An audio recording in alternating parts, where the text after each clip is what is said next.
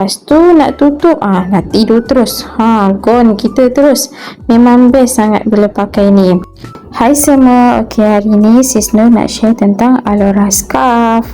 Macam ni bentuk Alora Scarf. Alora Scarf ni free size, sesuai untuk semua. Saiz dia 28cm, tinggi 20cm, lebar. Material dia sangat breathable, dia tak panas, antibakteria dan anti bau. So dia ada lubang macam ni, boleh cap-cap lagi. So kalau kepala besar pun boleh je. Dan ni bukan scarf biasa tau. Sambil pakai, sambil FIR boleh buat kerja dia. So jom kita tengok cara nak pakai dia macam mana.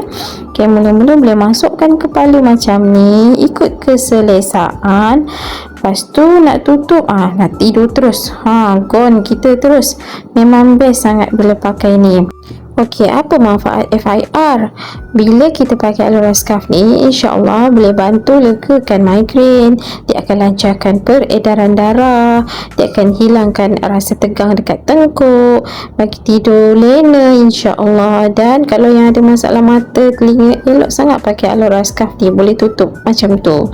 Lagi satu, Alora Scarf ni sangat-sangat multi-purpose. Boleh pakai satu family tau. Baby, anak-anak pun boleh pakai. Kalau beli dua, dapat dua helai. Lelaki perempuan pun boleh pakai. Nak ganti sebagai anak tudung pun boleh.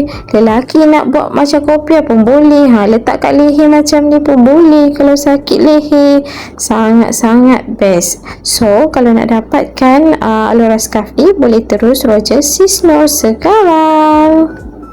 Alora Series ialah pakaian kesihatan dari Jepun dengan teknologi Kodachi. Ia gunakan haba badan kita untuk hasilkan far infrared yang bantu lancarkan darah. Sudah lebih 3 juta Alora terjual di pasaran dan telah mendapat pengiktirafan Health and Wellness Brand Award yang membuktikan keberkesanannya.